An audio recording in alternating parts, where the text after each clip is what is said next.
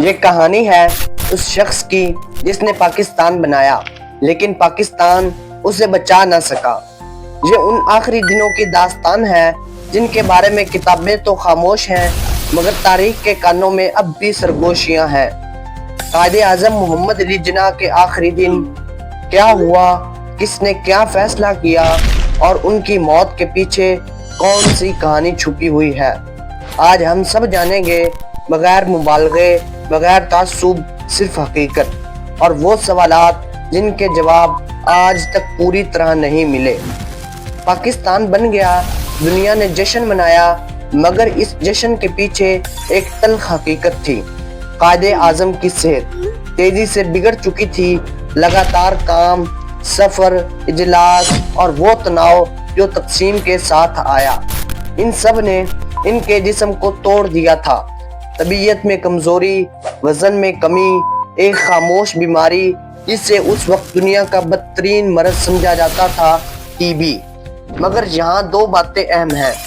عوام کو اس کا علم نہیں تھا، کابینہ کے زیادہ تر وزراء کو بھی نہیں بتایا گیا۔ قائد کی خواہش تھی، قوم کمزور لیڈر نہیں دیکھتی، لیڈر مضبوط نظر آنا چاہیے، اور وہ خود اسی اصول پر زندہ رہے آخری دم تک۔ 1948 میں پاکستان کی سیاست نئی، کمزور اور غیر واضح تھی۔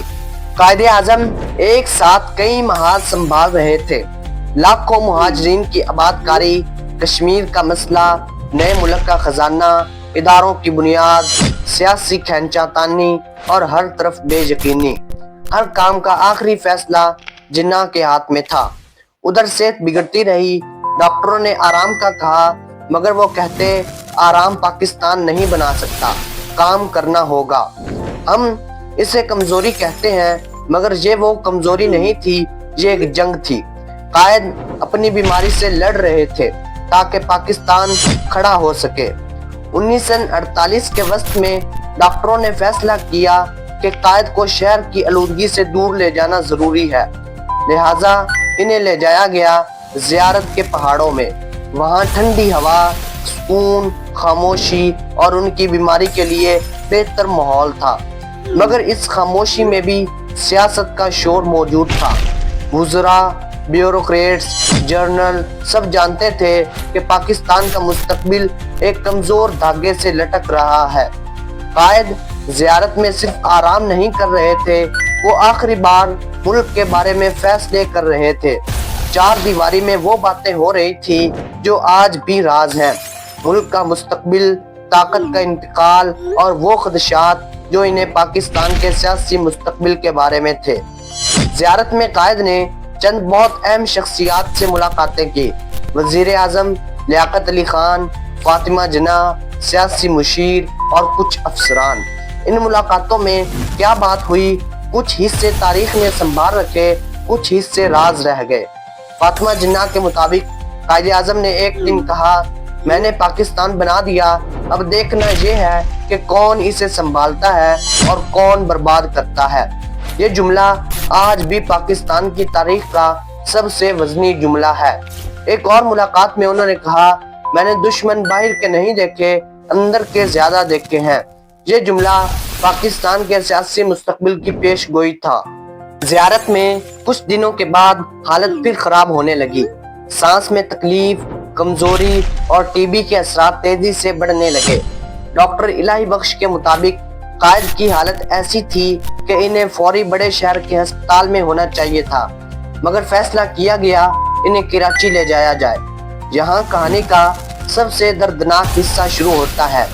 11 ستمبر 1948 قائد اعظم کو زیارت سے کراچی منتقل کیا گیا۔ جیسے ہی جہاز اترا، ایک حیران کن واقعہ پیش آیا۔ ایمبولینس غائب تھی، ایئرپورٹ پر کوئی مناسب بندوبست نہیں، انتظار، لمبا انتظار۔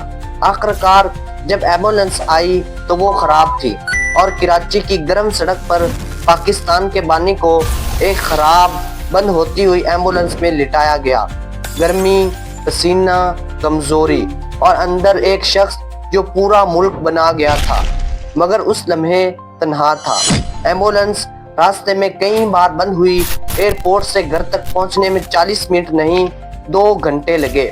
یہ وہ وقت تھا جو شاید قائد کے جسم نے برداشت نہیں کیا۔ کچھ کہتے ہیں ملک نیا تھا، نظام کمزور، ایمبولنس کا ہونا کارنامہ تھا۔ کہانی بس اتنی تھی، غلطی، لاپرواہی، مگر کوئی سازش نہیں۔ فاطمہ جناح نے اپنی کتاب میں لکھا، میرے بھائی کو مناسب طبی سہولت نہیں دی گئی، انہیں ایک خراب گاڑی میں لایا گیا اور ان کی جان بچانے کا وہ انتظام نہیں ہوا جو ایک عام شہری کے لیے بھی ہونا چاہیے تھا۔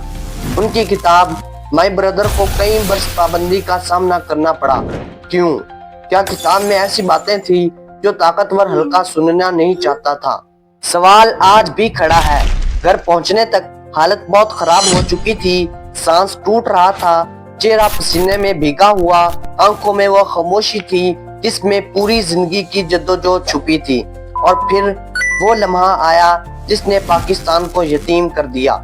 11 ستمبر 1948 رات 10:25 قائد اعظم محمد علی جناح انتقال کر گئے۔ صورتحال اتنی خاموش تھی کہ فاطمہ جناح نے کہا، ایسا لگا جیسے پورا پاکستان چند لمحوں کے لیے رک گیا ہو۔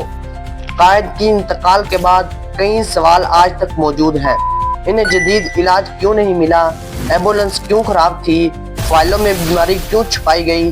فاطمہ جناح کی کتاب پر پابندی کیوں لگی؟ سیاسی طاقت کس نے سنبھالی اور کیسے؟